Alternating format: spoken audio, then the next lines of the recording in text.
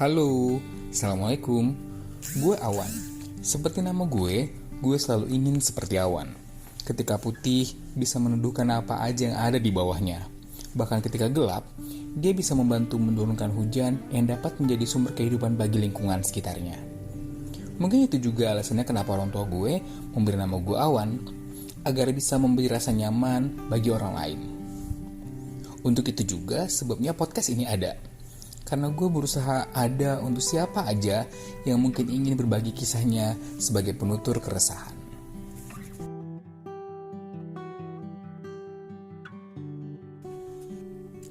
Guys, belakangan kita banyak banget ya denger cerita tentang kekerasan dalam rumah tangga. Terlebih kasus terakhir yang paling ramai adalah kasusnya Lesti sama Bilar.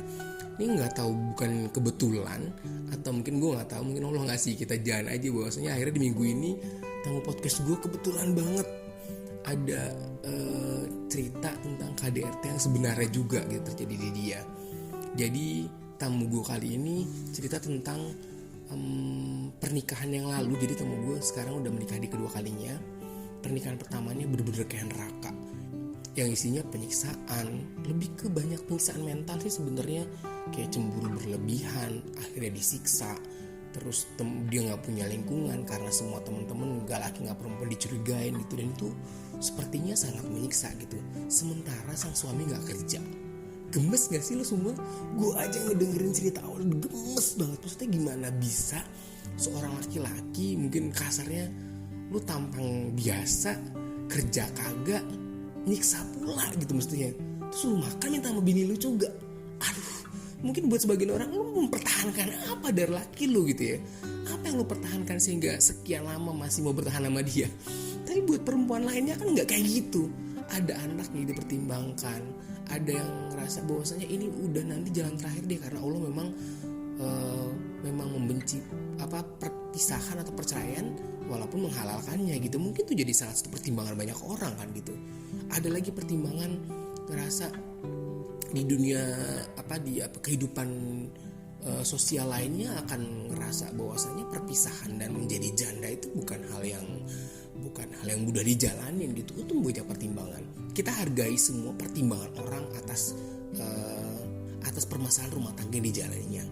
Di cerita kali ini akhirnya tamu podcast gue ini memutuskan untuk berpisah dengan suaminya karena memang kondisinya udah lumayan drop parah dan sempat beberapa kali hampir bunuh diri karena mungkin terlalu tertekan dalam kondisinya. Entah bagaimana dia menemukan keberanian untuk berpisah dengan suaminya yang keras dan KDRT ini. Kita akan dengar ceritanya dari tamu gue kali ini, namanya Nisa. Dan Nisa akan bercerita tentang pengalamannya menikah dengan suami pertamanya yang mengalami KDRT yang lumayan, yang paling banyak sebenarnya katanya sih infonya lebih ke mematikan karakternya, mentalnya yang dikenakan gitu.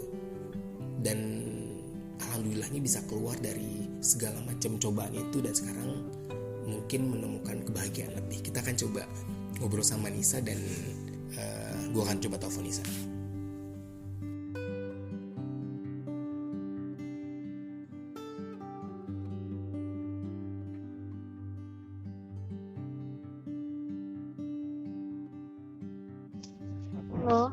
Halo, assalamualaikum Nisa. Waalaikumsalam. Akhirnya bisa ditelepon juga. Makasih ya Nis sebelumnya udah mau gabung di podcast gue. Iya, sama-sama. Sehat Nis? Alhamdulillah sehat. Dari Sehat suaranya lah. sih cerah banget kayaknya ya. Oke, Denis rame banget ya belakangan ini kasus-kasus cerita tentang rumah tangga yang mungkin bahasanya nggak bahagia nih, nggak bahagia. Tapi lu sekarang udah Iya, bahagia dong Nis ya? udah. Insya Allah, mudah-mudahan til jannah ya Nis ya. Amin. Amin ya Allah. Nis, jadi kayak tadi gue udah ngasih pengantar dulu nih ke pendengar podcast gue tentang sebenarnya kehidupan rumah tangga itu sebenarnya nggak semuanya mulus-mulus aja kan, dan juga nggak semuanya bermasalah juga gitu. Kita kan percaya banget ya Nis ya kalau pernikahan ibadah salah satunya Nis ya. Ada lah, ada ujiannya tiap rumah tangga itu ada. Bener banget. Nah, ini kasus lu tuh gue kayak ngeliat di TV terus tiba-tiba nelfon orangnya langsung gitu. Ternyata kasusnya hampir sama. Bakalan rame banget ya. ngomongin kasus tentang beberapa artis yang mungkin mengalami KDRT. Ternyata lo juga nih ya, gue baru tahu cerita tentang lo dan mungkin kita akan obrolin sedikit biar jadi apa ya pembelajaran buat orang-orang sekitar kita bahwasanya Mm-mm, sebenarnya mm-mm. ada banyak keputusan yang mungkin bisa diambil terkait dengan kehidupan orang masing-masing ya nggak nih? Iya benar-benar. Nah, mungkin kita cerita dulu nih sih ya. Nisa sekarang sudah menikah lagi di pernikahan kedua ya Nis ya. Udah. Mhm. Nah, Nis dulu ceritanya di pernikahan pertama kan pernah punya masalah ya Nis ya. Dan dulu juga mengalami infonya menurut cerita lo tadi juga mengalami KDRT. Boleh dong nih cerita dari mulai sejak kapan lo nikah di pernikahan yang pertama? Tahun berapa sih Nis mulai nikah Nis di pernikahan pertama Nis?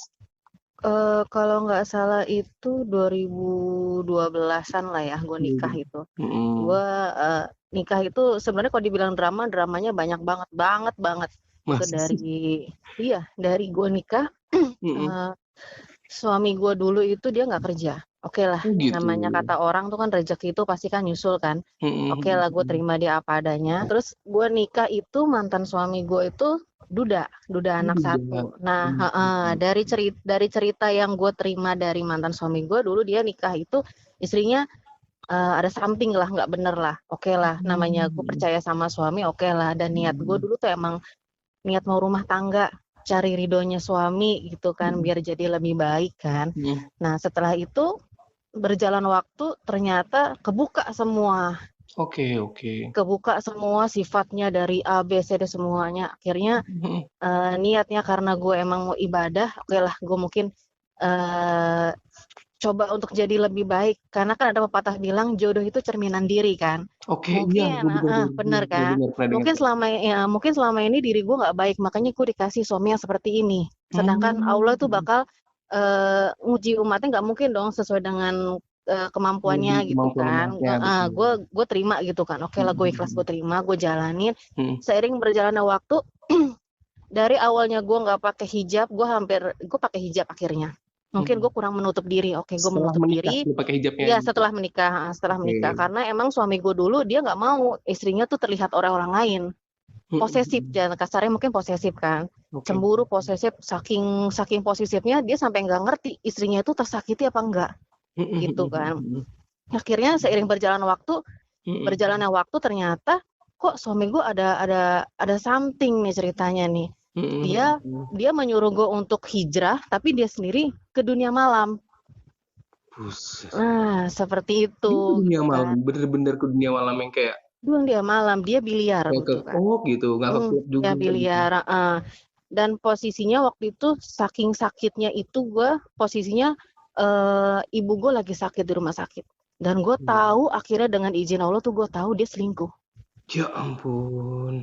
Tuh gue udah punya anak loh, punya anak laki. Untungnya Allah kasih gue jalan, gue punya anak laki-laki. Heeh. Coba kalau mungkin gue punya anak perempuan, gimana coba Iya, karmanya nanti kan? bener bener bener. Nah, oke lah. Setelah itu gue coba terima dan mantan suami gue tuh bilangnya dia mau jadiin selingkuhannya itu istrinya, madu gue gitu kan. Ngeri banget.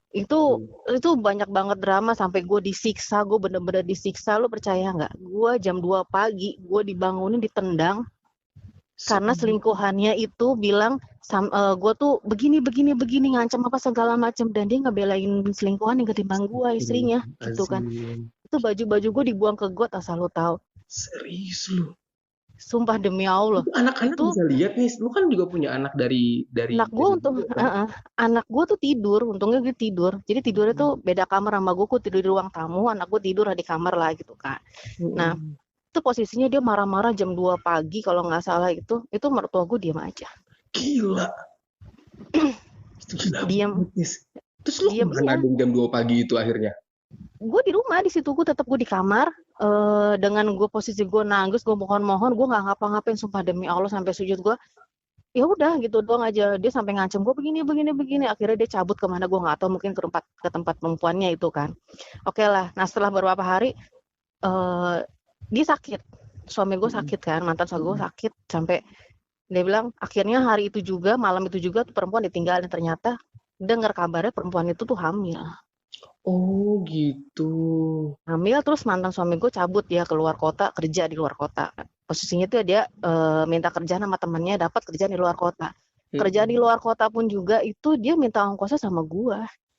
Sedangkan gue tuh masih zamannya jualan online dulu. Gila. Buat makan sehari-hari aja buat anak gue aja masih kurang. Lu tahu nggak anak gue dulu umur setahun ya?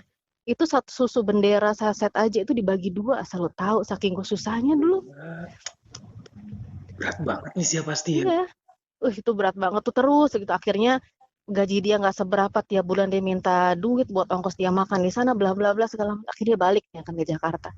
Oke lah, kita mulai baru begitu lagi dan gue sempet pisah dulu mantan laki gue kan sempet pisah kan. Sempet pisah lama lah sekitar berapa bulan lah. Terus kita nyambung lagi gitu kan. Nyambung lagi karena alasannya anak gue belum bisa terima bapaknya jauh gitu. Oke lah kita mulai lagi, kita rukun lagi. Nah setelah itu yang kedua malah lebih parah lagi. Itu posisinya gue udah kerja. Karena gue mutusin udahlah gue kerja lah. Gak mungkin anak gue kasih makan Indomie mulu tiap hari gue gituin kan. Sedangkan mertua gue ya itu urusan lo gitu kan. Serius. Iya itu urusan lo gitu kan. Ya udah oke gitu kan. Gue mutusin kerja. Gue kerja di suatu perusahaan adalah yang parahnya fatalnya itu pas kerja gue pindah kerjaan nih yang lebih bagus lah, lebih ada jenjangnya. Nah itu gue sampai nggak punya teman asal lu tahu. Dia posesif sekali. Gue kan kerja di jalan. Itu gue share 8 jam live ke dia. Setiap jam live, setiap jam 8 jam bisa mantau gue. Dia nggak kerja posisinya loh. Video call gue dari atas sampai bawah kanan kiri dia lihat gue sama siapa. Semua orang dicurigain, atasan gue, supervisor gue, temen gue sampai nggak punya teman. Gue sampai kantor absen, jalan lagi ke area. Itu gue nggak punya teman. Orang temenan sama gue takut semua. Nomor di handphone gue tuh banyak banget sampai ratusan diblokirin sama dia. Gila. Itu terus bertahun-tahun kayak begitu kan. Akhirnya gue capek dong gitu kan. Iya benar. Gue mutusin buat jadi kita ngontrak deh. Maksud gue tuh niatnya biar dia tuh bisa nggak apa-apa orang tuanya gitu kan. Setuju. Nah gitu kan kita mandiri, kita di rumah tangga nih bisa biarpun kita ngontrak itu cuma beda saya kurang lebih sekitar 20 rumah lah dari rumah orang tuanya kan. Setidaknya kan bisa mandiri lah. Oke. Nah selama gue kerja gue menerima kabar simpang siur. Nih suami lu kok teleponan sama orang tapi suaranya lembut banget nggak kayak lu, karena emang tetangga gue tuh tahu gitu kan. Kalau tiap hari tuh kalau ngobrol sama gue, maaf ya bahasa binatang tuh semuanya keluar. Ya Allah. Ngebentak-bentak gue. Ini kalau ribut nih pintu dibuka sama dia. Dia teriak-teriak sampai orang lain tuh denger. Jadi sangka-sakan tuh gue tuh kayak gue nggak ada harganya gitu. Gue sampai saking ya Allah mudah-mudahan ini nggak terjadi sama orang ya gitu sama perempuan lain. Gue beberapa kali hampir mau bunuh diri asal lu tahu. Lu hampir bunuh diri, Nis? Pernah hampir bunuh diri gue. Itu dengan minum obat itu berapa butir gitu tuh kalau nggak salah lebih dari 10 itu tapi emang Allah nggak kasih jalan gue buat mati gitu ya. Bener. Aman aja sampai sekarang gitu kan. Itu saking gue nggak kuatnya gitu kan, disiksa mulu tiap hari sampai rumah diomelin, dimaki-maki, nggak boleh tidur. Gue pernah nggak boleh tidur sampai jam 5 pagi pulang kantor. Alasannya apa? Dia alasannya gue pergi jalan sama orang, padahal dia udah lihat loh gue 8 jam live, tiap jam dia video call, dia masih nuduh gue yang aneh-aneh gitu kan. Gue sampai minta maaf, lu minta maaf, gue sujud di kaki dia, dan setelah gue sujud dia mundur-mundur kayak orang ngeledek, tau nggak? Saking segitunya itu, tuh sampai jam 5 pagi gue nggak boleh tidur, sedangkan paginya itu jam 7 gue harus jalan ke kantor. Gila, itu gue bilang nggak ada sekejam dia gitu loh kalau di dalam keluarga gue cuma dia doang. Itu menurut lu dia sakit nggak sih atau ada kelainan mungkin menurut lu? Setahu gue sih dia punya pegangan ya, dia punya pegangan yang dia tuh nggak bisa kontrol gitu loh. Oh, got it. Dia punya pegangan yang nggak bisa kontrol, jadi ya itu dia nguasain diri dia sendiri. Yang gue tahu sih dia pernah matahin kunci di dalam. Oh gitu. Saking kuat tenaga. Jadi kalau misalnya gue ribut sama dia nih, kesenggol sama dia, gue langsung memar. Gila.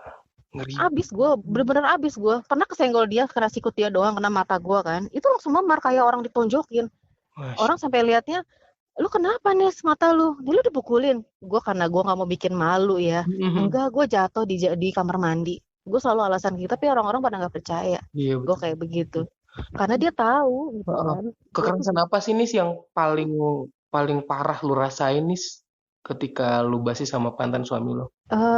makin parah ya setelah balik kedua ini gitu kan, dia makin intens nyiksa gue gitu kan. Hmm. Makin intens nyiksa juga. Untungnya Diapain deh nis anak-anak. sampai menurut lu yang diapain mesti kayak dibanting, dihajar, ditinju misalnya? Kalau kalau dia sih nggak main terlalu fisik tuh, nggak main, tapi dia main Hmm. mental. Oh gitu. Dia main mental. Dia kayak gimana ya? Gue tuh mentalnya dihabisin gitu loh. Lu begini, gue nggak boleh tidur. Gue kalau sampai tidur ditendang lah, apalah. Jadi gue harus bangun gitu. Entah kenapa gue tuh bener-bener takut banget gitu kan. Nggak bisa ngapa-ngapain, sampai anak gue aja gue nggak berani gue titipin di rumah kan. Heeh, heeh. Jadi anak-anak tapi nggak pernah lihat nis kejadian lo disiksa sama suami lo? Pernah lihat, pernah. Anak gue tuh pernah lihat. Mm-mm. Jadi mantan suami gue tuh ngebentak-bentak gue, ngemaki-maki gue. Anak gue masuk ke dalam ke kamar dan Mm-mm. dia meluk gue gitu kan. Meluk gue bilang dengan tatapan matanya itu dia bener-bener benci sama bapaknya. Sampai sekarang tuh dia benci banget sama bapaknya.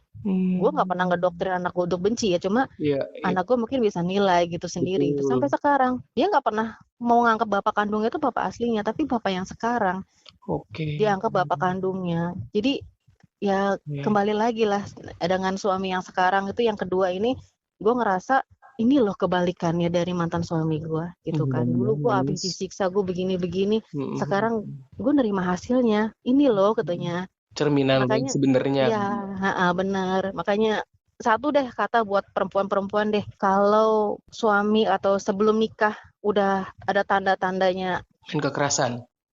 itu mendingan pikir lagi 2 kali. Oke, oke, oke, oke, oke. Dan juga satu lagi, kalau dia baik sama ibunya, insya Allah dia akan baik sama istrinya. Kalau mantan suami gue tuh sama ibunya Emang. agak gimana gitu. Garit. Itu dulu gue Terus, nggak ngeliat. Sekarang baru udah kelihatan ya. baru kelihatan gitu kan. Ini ternyata yang diomongin orang ternyata benar. Laki-laki yang sayang sama ibunya pasti bakal sayang sama istrinya. Setuju, setuju, setuju. Nis kita flashback ke belakang nis. Akhirnya Mm-mm. kan lu tadi pernah pernah ngomongin mau bunuh diri. Lu akhirnya bisa mutusin pisah tuh kekuatan dari mana gitu? Kok bisa akhirnya lo sampai gua akhirnya udah deh pisah deh gue dah gitu. Kan Iya, lumayan sempat. tuh bertahan sempat balik lagi demi anak kan sebenarnya kan. Iya, sempat. Nah, Berpikir. sebelum itu gue ketemu temen gue yang dulu kerja di hotel ya, namanya Mbak Eri. Nah, dia sempat cerita, eh, si mantan suami gue komen-komenan gitu kan sama dia di Facebook. Terus gue bilang, Mbak, secara nggak langsung gue refleks, gue cerita apa yang gue rasain. Dia kaget dong. Kok kenyataannya di Facebook dia nggak kayak begitu, Ki? Kenapa begini bener? Lu tanya anak gue deh, Mbak, gue gituin kan. Lu diapain aja? Dia langsung langsung respect gue kan. Gini-gini gue cerita semuanya. Gila, ini udah parah, dia bilang gitu. Lu diapain gitu? Lu sampai gimana? Gue bilang, gue udah sampai di gini-gini. Sedangkan dia udah nggak tahu lah akal sehatnya kemana sampai dia selingkuhin gue, Mbak, gitu kan.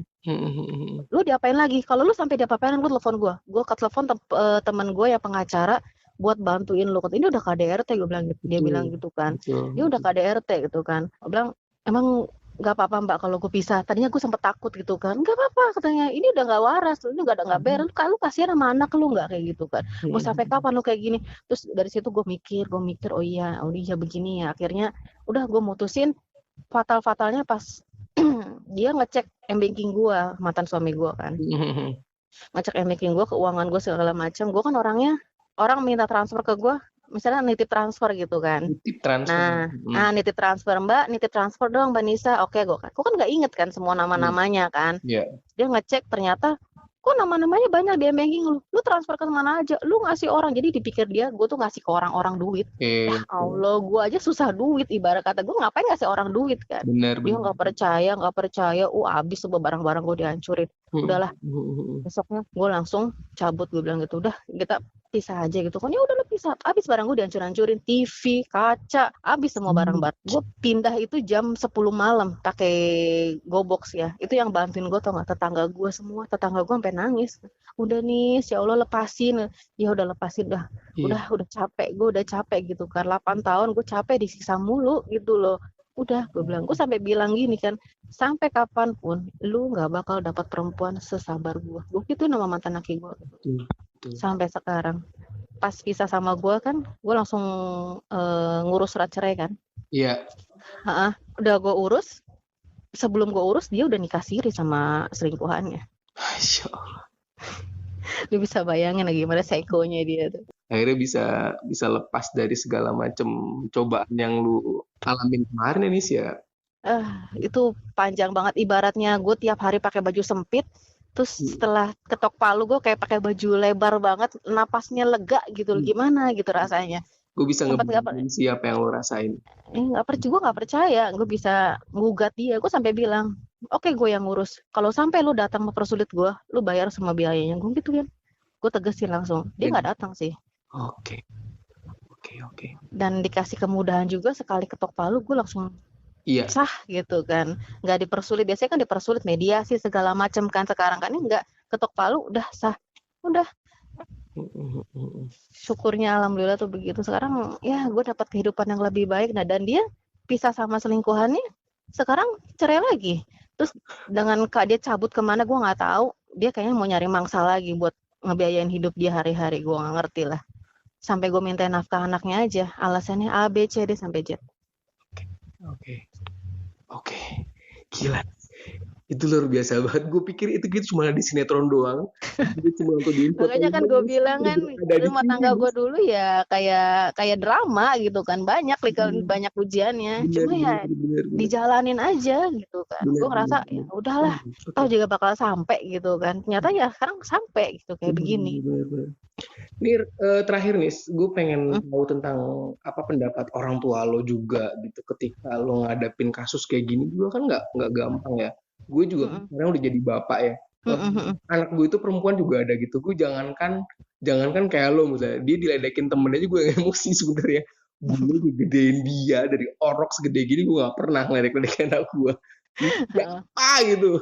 Kan orang tua lo juga pasti ngerasain hal yang sama dong gitu ya. Sama, dia dibilang benci mah benci sebenarnya, dendam. Sampai saat ini pun dia, mantan suami gue tuh nggak pernah nongolin batang hidungnya ke sini.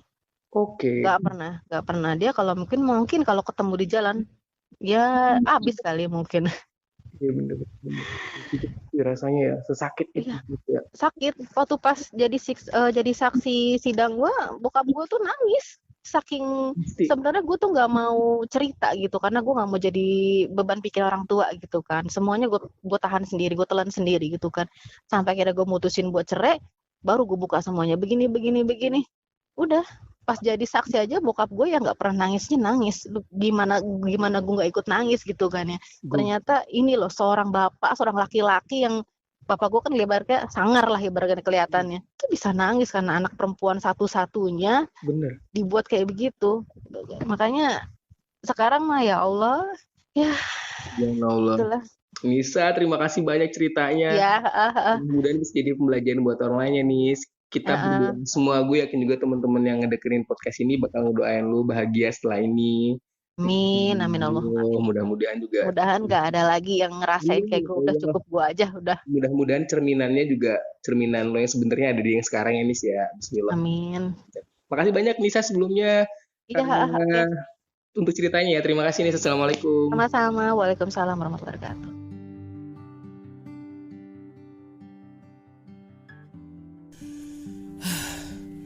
Gue bener-bener udah nggak bisa berkata apa-apa guys. Ini bener, gue selama ini ngelihat atau mendengar cerita kayak gini tuh cuma ada di sinetron doang sih. Mungkin ada di satu TV yang mungkin sering banget menayangkan apa sih, keributan, perselingkuhan, bahkan penyiksaan tuh bener-bener